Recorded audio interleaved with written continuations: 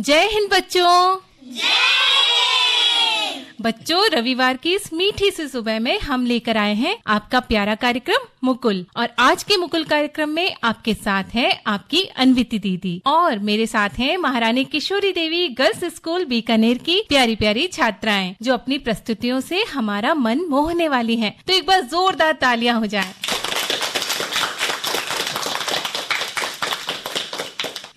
तो आगे बढ़ने से पहले बच्चों ये बताओ कि क्या आप जानते हैं कि मुकुल का मतलब क्या होता है? क्या बगीचा?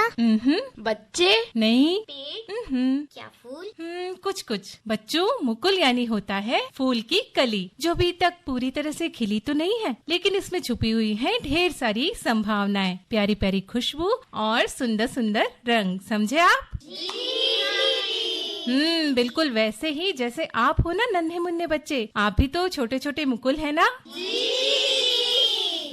खिलने को बिल्कुल तैयार, जो अपने भीतर छुपाए हुए हैं अनगिनत सपने, कल्पनाएं और ढेर सारा हुनर। और जैसे जैसे आप बढ़ते हैं ना, वैसे वैसे आपकी प्रतिभा, आपकी चमक, आपकी पहचान पूरी तरह से खिल उठती है और पूरे संसार को महका देती है। इसीलिए इस कार्यक्रम का नाम रखा गया है मुकुल, क्योंकि ये मंच है बच्चों की आवाज का, उनकी कल्पनाओं का और उनके सपनों का। यहाँ होंगी नन्ही कलियों की कविताएं, कहानियाँ, गीत और बहुत सारी प्रस्तुतियाँ और कुछ रोचक बातें जो आपके दिल को छू लेने वाली हैं। तो आओ बच्चों, हम सब मिलकर मुकुल के इस बगीचे को सजाएं और महारानी किशोरी देवी गर्ल्स स्कूल की इन नन्ही कलियों की महक से अपने रविवार को और भी खुशनुमा बनाएं।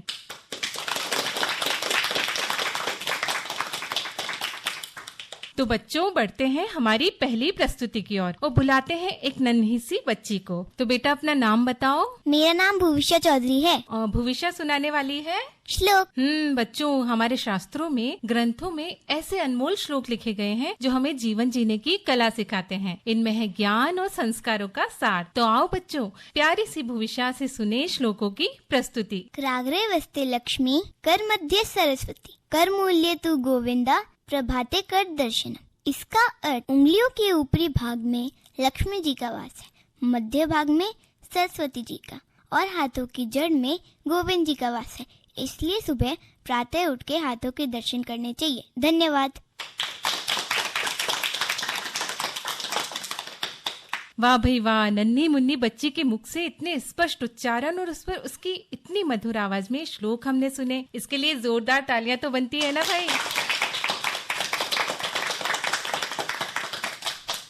पता है बच्चों, ये श्लोक सुबह उठते ही अपनी हथेलियों के दर्शन करने के साथ बोले जाते हैं। जैसे बच्चों सूरज की पहली किरण अंधेरे को दूर करती है ना, वैसे ही ये श्लोक भी हमारे जीवन को प्रकाशित करते हैं। तो इन्हें सिर्फ याद ही नहीं करना है, बल्कि इनसे सीख भी लेनी है। लोगे ना?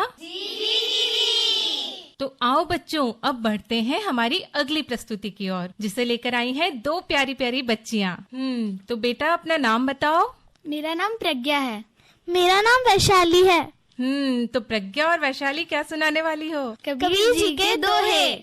अरे वाह, दोहे भी तो श्लोकों की तरह ही हमारे साहित्य की पहचान है ना।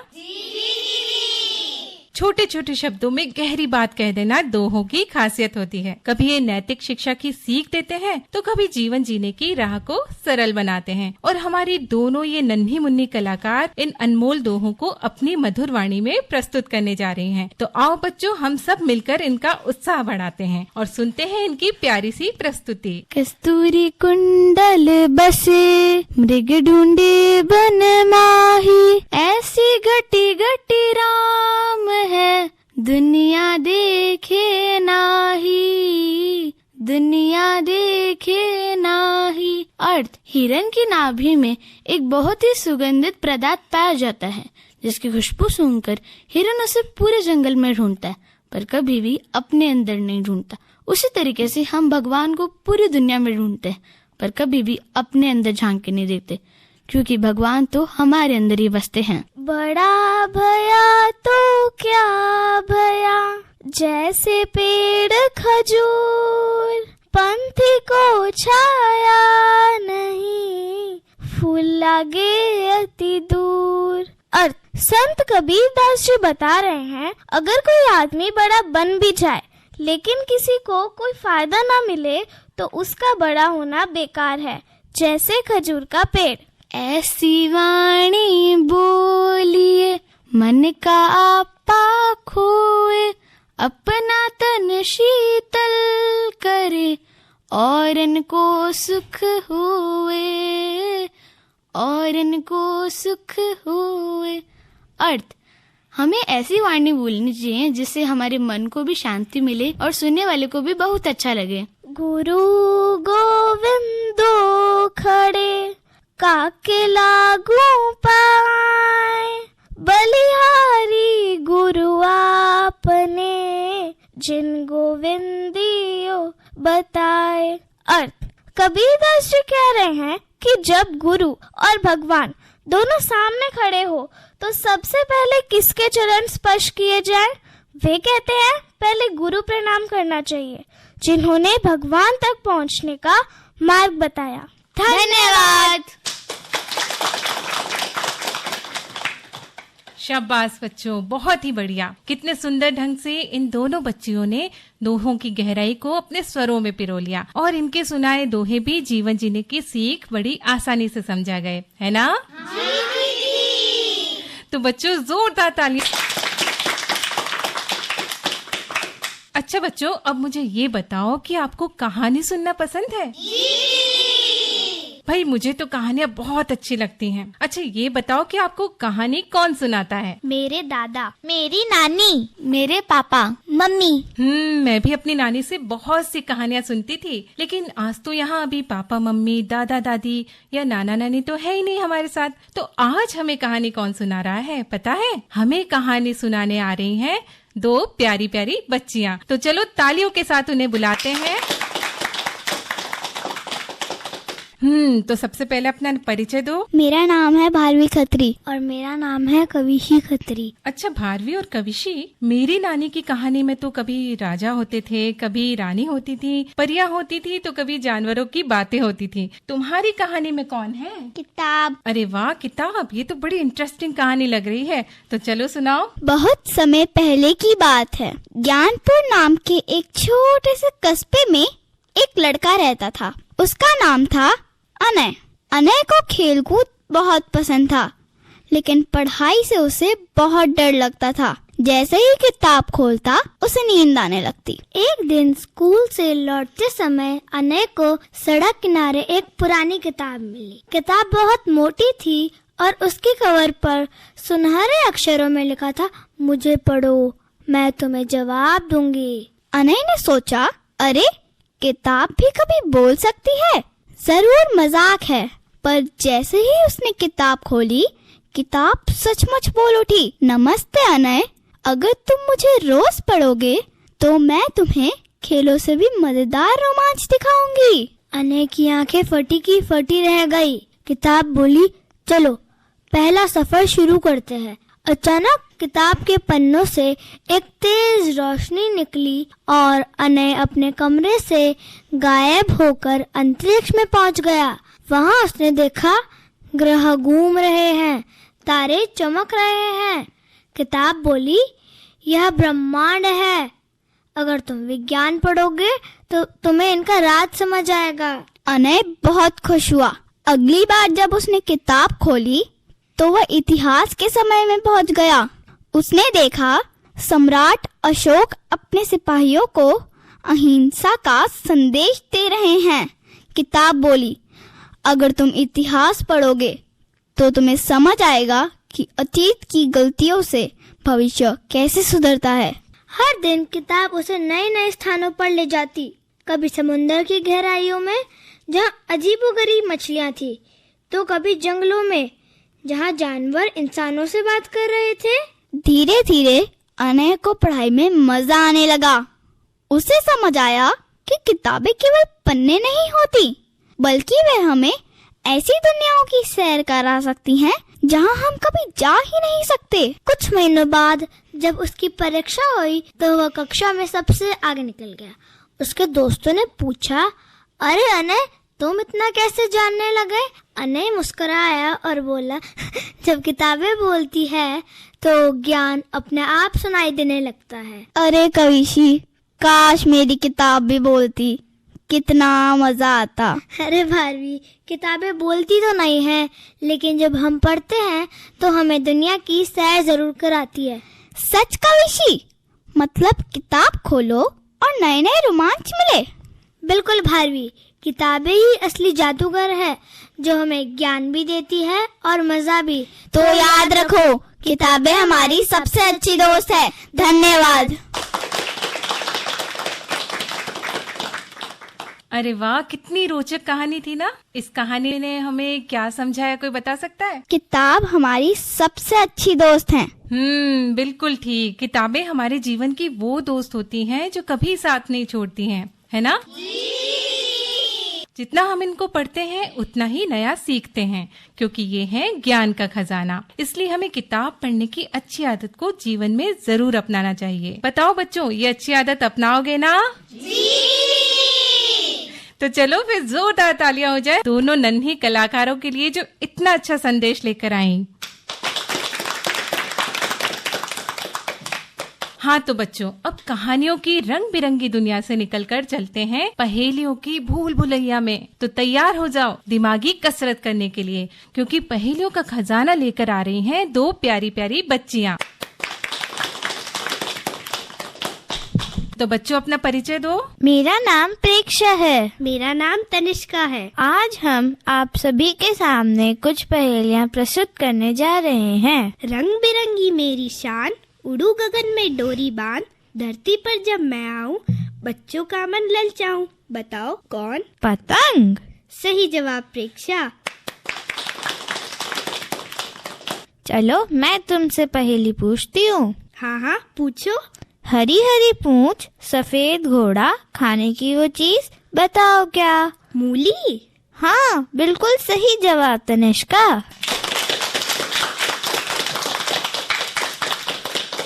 अब मैं तुमसे एक और पहेली पूछती हूँ। हाँ पूछ लो, बता दूंगी। एक वस्तु मैंने देखी जिस पर है दांत, बिना मुख के बोलकर करे रसीली बात, बताओ कौन? हारमोनियम। सही जवाब प्रेक्षा। चलो मैं तुमसे एक और पहेली पूछती हूँ। हाँ पूछो, बता दूंगी। दो सुंदर जवान, दोनों एक रंग के, एक बिछुड़ जाए तो दूजा काम न आए, बताओ क्या? जूता। हाँ, बिल्कुल सही जवाब तनिष्का।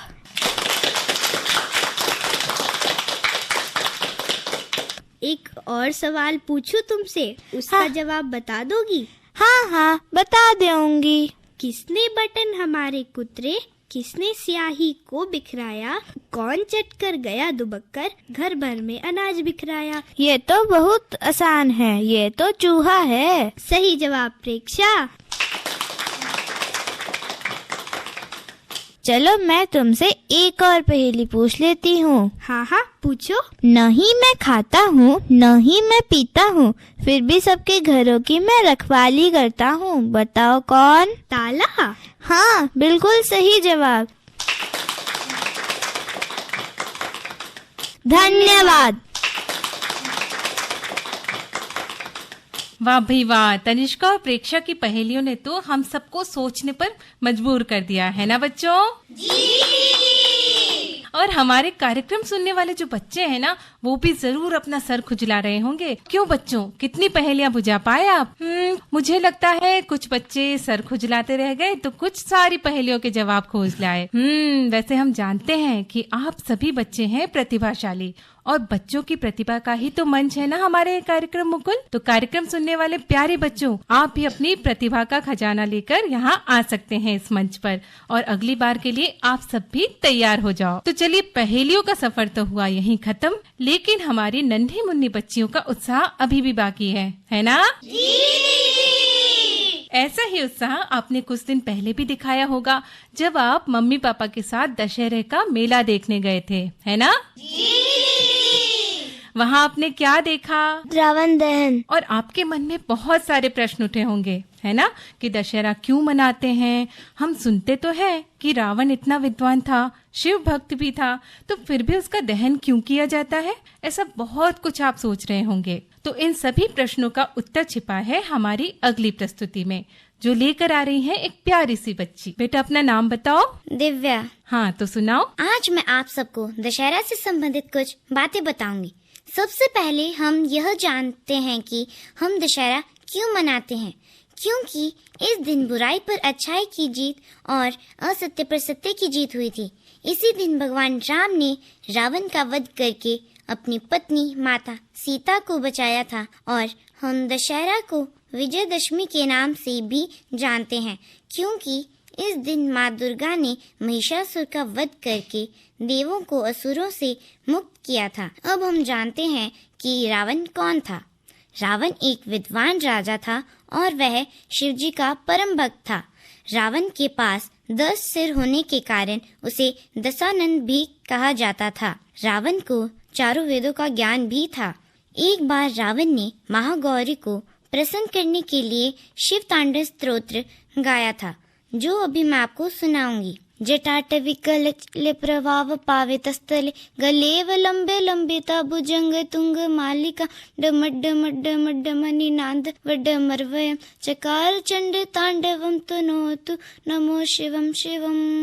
धन्यवाद।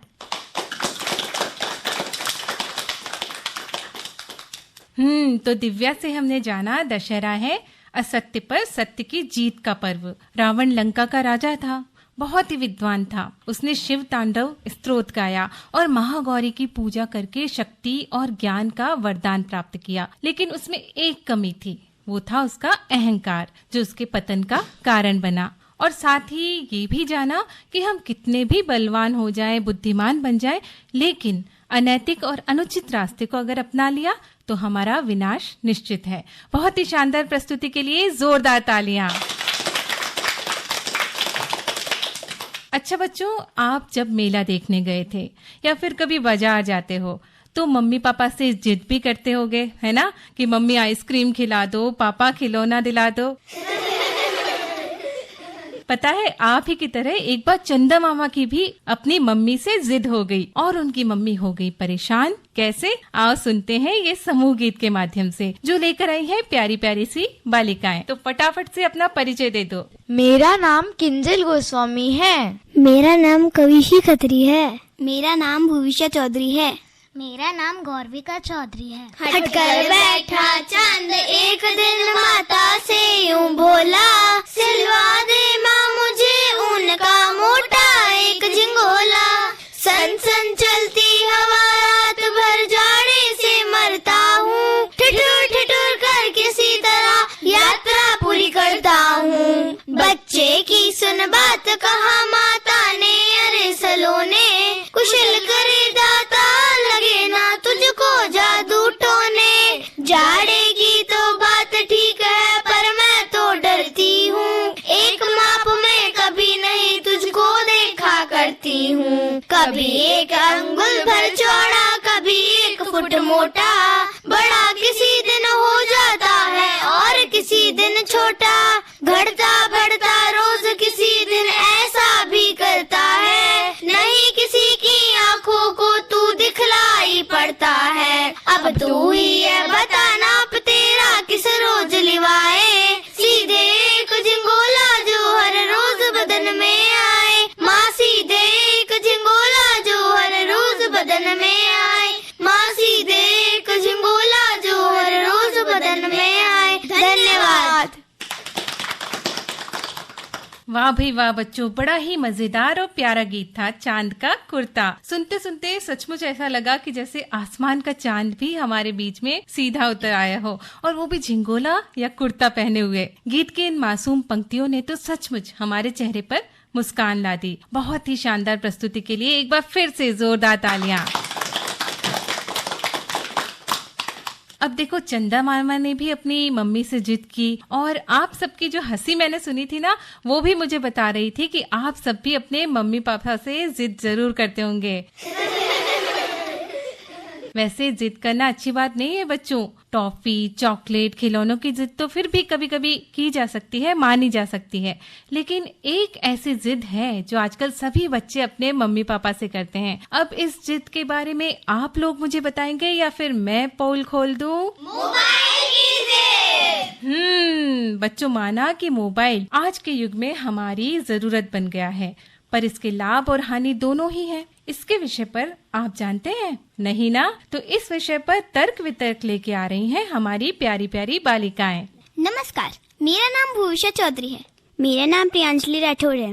मेरा नाम प्रेक्षा है। आज का विषय है, क्या मोबाइल फोन बच्चों के लिए लाभकारी है या हानिकारक? प्रेक्षा हमें मोबाइल फोन के लाभ बताएगी और प्रियांजलि हमें मोबाइल फोन से होने वाली हानियों के बारे में बताएगी। मोबाइल फोन से हम शिक्षा संबंधित वीडियो और ऑनलाइन कोर्स देखकर नई नई चीजें सीख सकते हैं।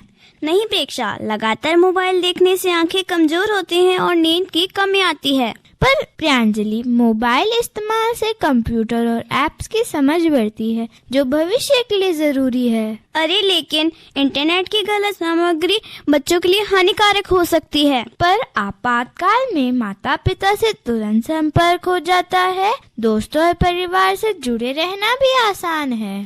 पर देखो प्रेक्षा, मोबाइल पर अधिक समय बिताने से बच्चे दोस्तों व परिवार से कम जुड़ते हैं। शॉर्ट टाइम गेम्स और मनोरंजन से बच्चा खुश रहता है और मानसिक तनाव कम होता है। लेकिन बच्चों द्वारा ज्यादा मोबाइल उपयोग से तनाव, चिंता और ध्यान में कमी आती है। ऑनलाइन क्विज, इमेज और वीडियो के माध्यम से पढ़ाई और दिलचस्प बनती है। पर ज्यादा मोबाइल इस्तेमाल से खेलकूद कम होता है और स्वास्थ्य खराब हो सकता है। धन्यवाद दोनों पक्षों का। मोबाइल फोन का सही समय और दिशा में उपयोग किया जाए तो लाभकारी है, लेकिन अत्यधिक उपयोग हानिकारक हो सकता है। धन्यवाद। सुना बच्चों कि मोबाइल जहां हमें सुविधाएं दे रहा है, वहां इसके कुछ नुकसान भी हैं। कहते हैं ना कि किसी भी चीज की अति नुकसानदेह होती है, तो सोच समझकर ही इसका इस्तेमाल करना चाहिए। तो अब जिद तो नहीं करोगे ना मोबाइल लेने की? नहीं दीदी। तो बस इसी बात पर जोरदार तालियां हो जाएं। अब हमारी नन्ही कलियां एक सुर में लेकर आ रही हैं समूह गान। तेरी है जमीन, तेरा आसमान, तू बड़ा मेहरबान, तू बख्शिश कर, सभी का है तू, सभी तेरे, खुदा मेरे, तू बख्शिश कर। तेरी है जमीन, तेरा आसमान, तू बड़ा मेहरबान, तू बख्शिश कर, सभी का है तू, सभी तेरे, खुदा मेरे, तू बख्शिश कर। तेरी मर्जी से है मालिक, हम इस दुनिया में आए हैं। तेरी रहमत से हम सब ने ये जिस्म जान पाए हैं। तू अपनी नजर हम पर रखना, किस हाल में है ये खबर रखना। तू अपनी नजर हम पर रखना, किस हाल में है ये खबर रखना। तेरी है जमीन, तेरा आसमान, तू बड़ा मेहरबान, तू बख्शिश कर, सभी का है तू, सभी तेरे, खुदा मेरे, तू बख्शिश कर। तू चाहे तो हमें रखे, तू चाहे तो हमें मारे, झुका कदमों में सर अपना, खड़े हैं आज हम सारे, ऐ सबसे बड़ी ताकत वाले। तू चाहे तो हर आफत टाले, ऐ सबसे बड़ी ताकत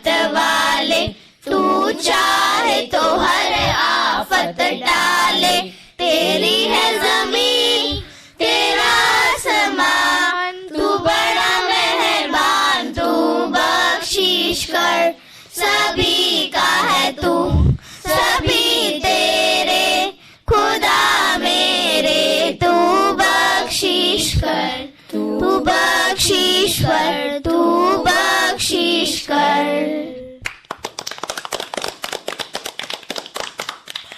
वाह, क्या बात है। हर सुर, हर लफ्ज ने हमें याद दिलाया कि हम सब एक हैं। तो जोरदार तालियां।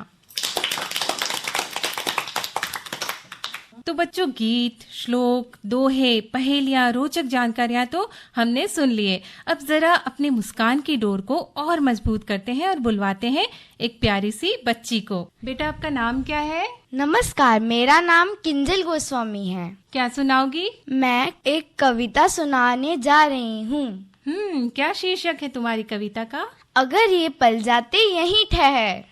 सुनाओ। पर्वत, झरना, नदी, नहर, जीवन जाता यहीं ठहर। कभी तितलियों के संग उड़ना, बुलबुल जैसा गाना, कभी फुदकती गौरैया से घुल मिल कर बतियाना। लग जाते पैरों में पर ये पल जाते यहीं ठहर। कभी पतंग लूटने को हुड़दंगी दौड़ लगाना, आंधी में दौड़ दौड़ कर बगिया से आम चुराना। मगर लकर सुंघवा का डर भरमाते क्षण यहीं ठहर।